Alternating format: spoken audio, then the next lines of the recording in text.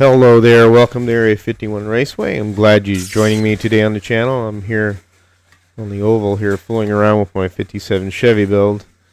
And if you made it this far in the process, well, congratulations. Awesome. And I hope you're building something with me. It doesn't have to be the exact same car. You could build another style body showdown car, or you could build something of your own for your own track. And that's the whole beauty of this. Scratch building lets you create your own stuff and lets you do what you want to do. And if you do enter a car in a showdown, the rules are pretty simple. Just follow the rules, and we do have a lot of things available for you to build the car: chassis kits, bodies, interiors. So keep that in mind. We're trying to make it easier for the first timer to get into it and get hooked. That's what it's all about, getting hooked. Trust me. After my first scratch build car, I just couldn't stop, and I'm still going. But let's quit fooling around here. Why don't we head over to the bench, and we'll get into what we're going to talk about this part of the video. Okay, here we are at the bench, and as you can see, I've cut my side pans here for my body mounts, which is fairly simple. And basically what you do is you want to get it, if you can, align it with actually, the same length as the rocker panels of the car. As you see there, that's fine. Perfect. So that is, how many centimeters is that? We're talking about 5.5 centimeters. So you could cut your brass. And this is 8236 brass. And what I did was I just cut it with a pair of tin snippers right here, which is really easy to do. You basically just go over like that, make sure they're straight, and then chop it off. These are really handy tools to do that if you need to cut things, and I'll show you an example.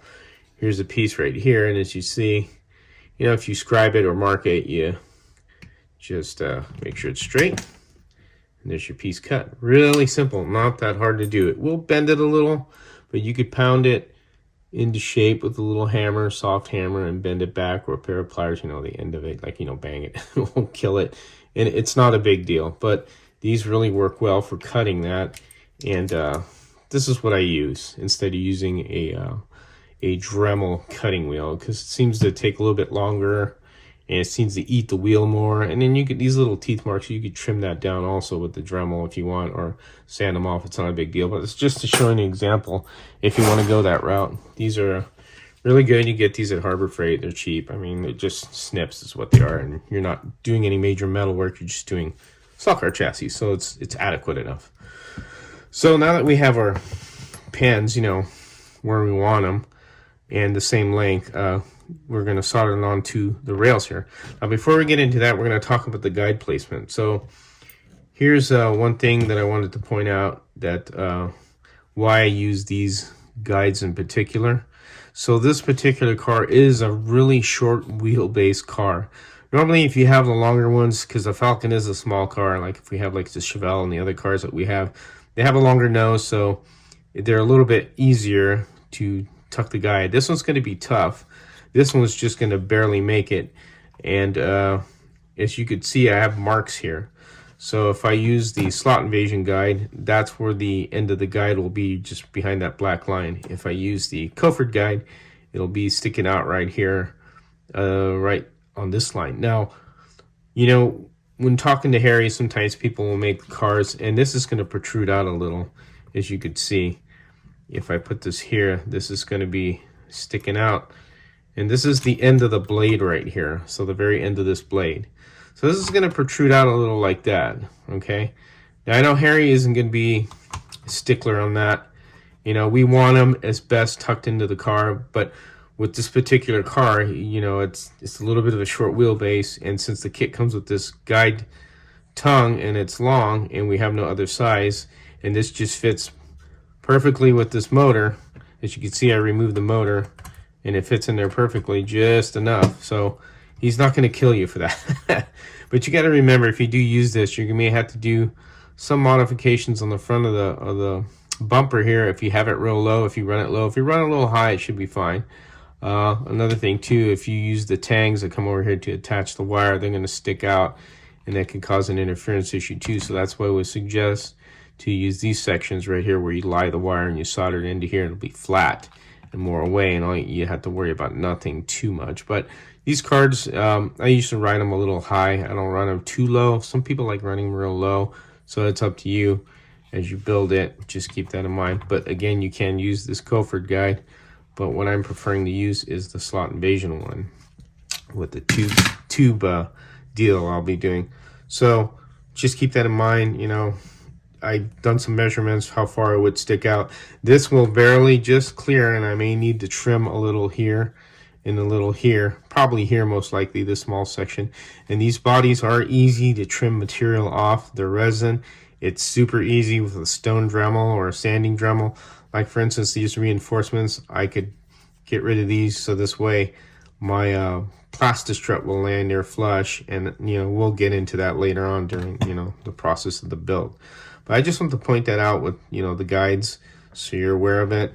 You know, they're two different sizes obviously, and they have a different profile and they stick out more. One sticks out more than the other, and I just want to point it out.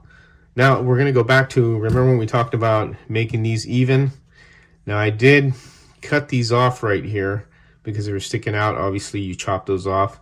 I did remove the voter. Now I haven't cut this. Remember, do not cut this yet until the very last thing, because you still want to solder the things, and you, just in case too much heat travels here, you don't want to distort these, because if you cut these are going to be loose, and then they may move or canter. Even though I have this on here, it's better to wait. You know, even though I have the setup wheels and the axle on here, better to wait to the very last part.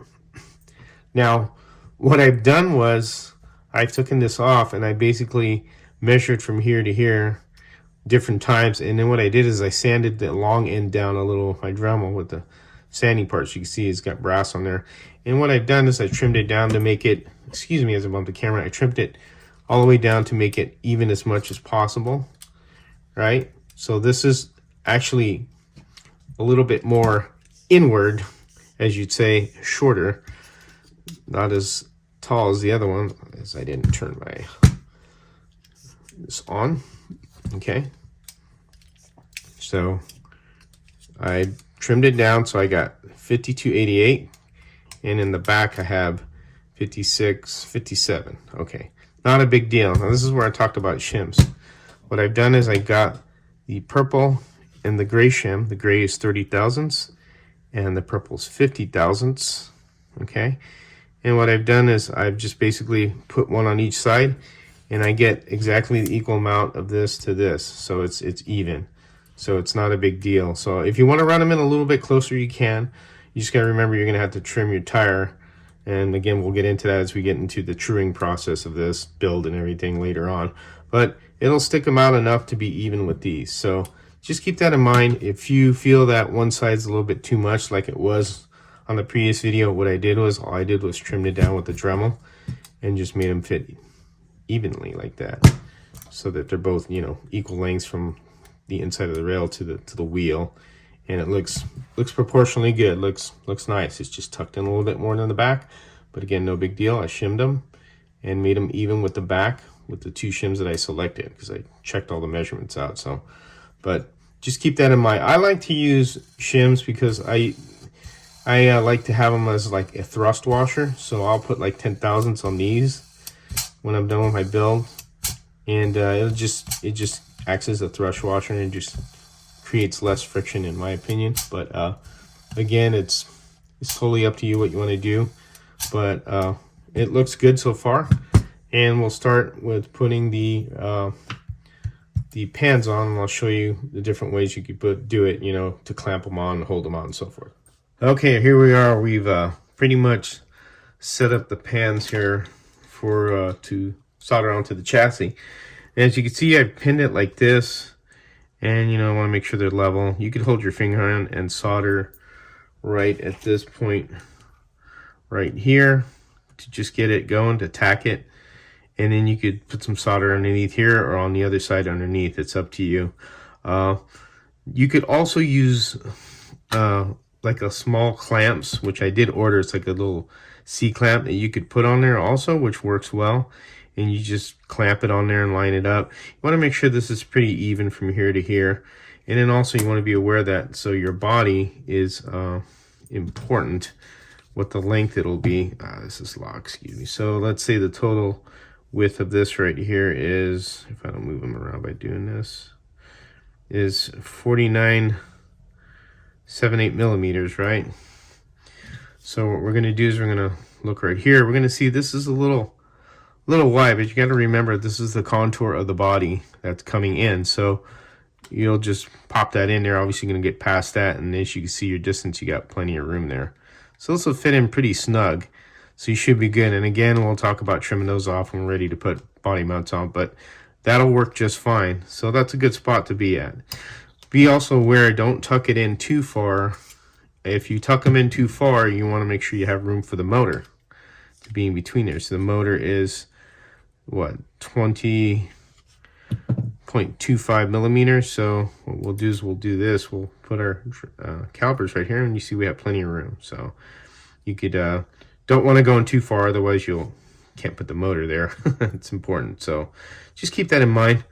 And if you do need to trim these down, and you can, but with this car we look good right here. And then what we're going to do is we're going to solder them in place and get them going there, and get them mounted on here. With pins you could do this, or you could do this with clamps. You get little C clamp. They have mini C clamps, which I did order from Amazon. They're like $2-3, and they won't be here till Friday, so I don't have anything to use an example. I have some old clamps here, but this is really rusty. This is actually to press in pinion gears. It's a real old one. As you can see, it's got a hole there for the motor shaft, and it's got a little area there where the gear would go. And this thing's really old and rusty, but I would use these to hold these on if I wanted to in between, and you could hold the chassis. It doesn't have to be on a block, and then you could solder it. I have this style, but this is too rounded, and I think it'll slip, and I don't want it to slip as I'm soldering it, so this is not really good for that, to be honest. So what I'm going to do instead is use these pins, and it kind of holds it in place. And you see I'm going to put my finger here to make sure they're level as much as possible. And then all I'm going to do is going to put solder here, flux here and flux here, and just solder them in place. Okay, iron's all ready to go. Got it tip cleaned. Gonna get some flux, put it right there, not much. Get my solder. I'm gonna hold this in place to make sure it's even. Then I'm just go right here. I'm gonna use that a little heat. I got a few seconds before I burn my finger. There we go. I'm gonna let it go because that started getting hot. Brass really transmits heat very quickly, so keep that in mind. That's why sometimes I'll use this to hold it on, because I could put more heat on it and then not worry about burning the crap out of my finger, and then just wait there. If you need to clean that up, you can. We'll talk about cleaning up solder too. I mean, like all this right here, there's a way to clean that all up, the excess solder, and I'll show you that later on as we get everything together and done here. So we got that in there. That's good to go. Ain't gonna go anywhere. What I'm gonna do is go to the other side on the back here. Now that I have it kind of tacked, I could take these off now. I don't need these anymore. I was using that to kind of hold it up against it. And then I can move these back here out of the way. There you go. All right, so now I'm all good there. See how that's moving a little? So I'll put pressure on that, put my flux. Trying to do a ballet dance here. I don't burn myself with my soldering iron because I'm close to my arm here. And then I'll come back here and I'll flip that over. There we go. And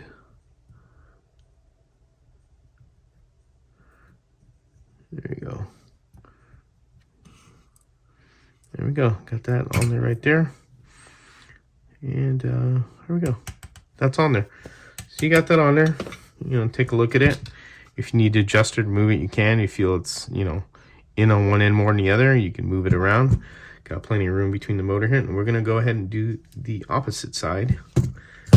And I'm going to use this instead of my finger, because that one burned me pretty good just about. And we'll put a little flux. See, that moves around. Get, one second here. Get my soldering iron right here, and just put heat on here. Ooh, slipped there. It's okay, it didn't move.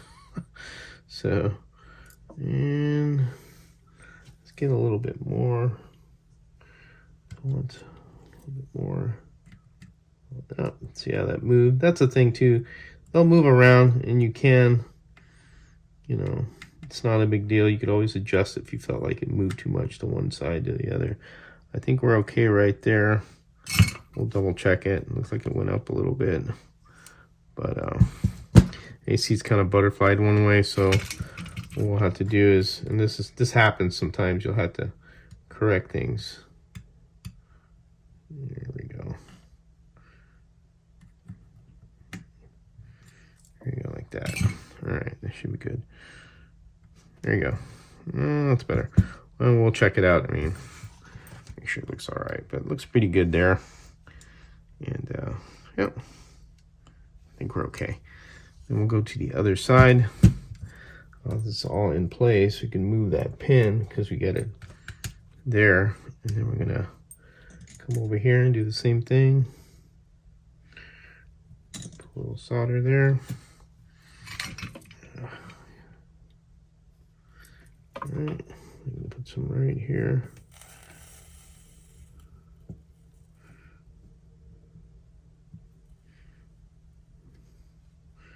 That should be enough. And it's enough to hold it there, and then that's it. Okay. I can move these out of the way. Oh, that's pretty good. I think we're fine. And we'll take it off here. Take a look at it, see what it looks like. They look pretty good right there. I think we're fine. And you can check it. See if you're happy with it. If you're not, you can readjust it because you always heat it up, move it around. So that we got that in there. That's all tacked in there. Of course, this is pretty warm now. And then the next, what you can do, now you could solder it. Oh boy, there goes mine. That's what happens when you have things that aren't tight. That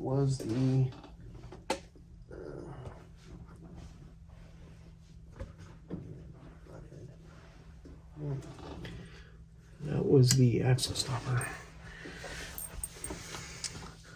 Cut that part out right there. Okay, now that we have, you know, it on there, you could solder in two places. So why don't we get rid of all this because this is starting to annoy me because it's just getting in the way. So it's cooled off enough. So we could solder in a couple spots here. So we could solder here if you want, or you could solder on the inside here, right here, which will be fine. If you put something there, it'll be good. If you want to put it here, it'll be good too. It'll be strong enough in this spots right here. I mean, even within an impact, it's not going to knock this off. They're pretty, they're on there pretty sturdy. Once you get them soldered pretty good right around here. So what we'll do is we'll solder right there, and I could leave this like this, and I don't have to worry about pinning it. And what I'll do is I'll get some solder, or excuse me, some flux, put it here, and I remember you got to heat this up a little bit to make sure it melts, you know, nicely. Put my tip here, a little bit more, George. There we go. And then what I'll do is I'll just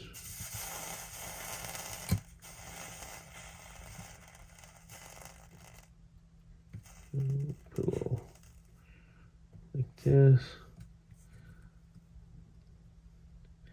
Hopefully this doesn't move around because once heat starts going all over this piece, it may move. So we'll do that. There you go. Here you go. Here we go. There's that one side right there. We'll let it cool down because that's going to be real hot. You can see this is all changing color because it's hot. All this transmit. There's another thing you can do also, and with these clips, and you get these little alligator clips from Amazon, is you could use these as heat sinks. So if you want to use this as a heat sink, you could put it like here so the heat will dissipate off spots, you know, before it starts getting everything else. This is, you know, something you could do. I could put one here So this way the heat doesn't travel here, it'll travel to this and come up this way. That's what it's doing, and these are acting as heat sinks. You could do that also, and you could add some more heat if you're worried about it, you know, disconnecting. And just like that. If you want to make it a little bit more, make sure it's penetrating. And that pretty much did, as you could tell, that did the job there. There you go. And what we'll do is we'll, see these got a little hot. You go to the other side and do the same thing. And do the same deal there. Grab these clips. You could do it right here also. I'll put it on these ends like that. Wherever you feel that you think it will help dissipate the heat. We'll do that there. So now if heat won't travel this way, it'll come out like this. It just, again, dissipates the heat. Kind of like mini radiators, I guess. Move my pen out of the way here. Put some more flux here.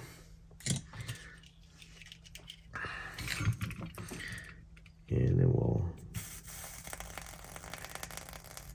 add more like that.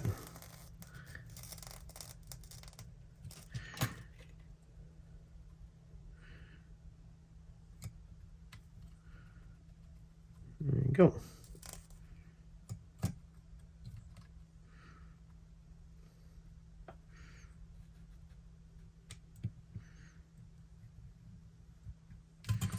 There you go. That's it. So those mounts are on there. Again, also, if you want to go right here, you can, but I don't think we need to. I think we're pretty good right there. You know, it's... Ooh, that's hot. There you go. This gets warm. So there's your mounts. And if you want to clean up these a little bit more, now you have those on there, you could do that. You could just, you know, go like that. Just clean them up a little bit. It's up to you. And we'll talk about cleaning up solder later on. You know, there's a way to get all this excess cleaned up. So there's your pan mounts right there. I can grab this, I hope. And there you go. That's it. And that's it for that part there. So I hope you enjoyed the video. In the next part, we'll talk about putting this guide post in, which I'll wait for the next video, and then we'll shave these down. We'll talk about cleaning the solder up too. That's another thing we could, you know, discuss. So hope you enjoyed the video. As always, you take care and have fun racing.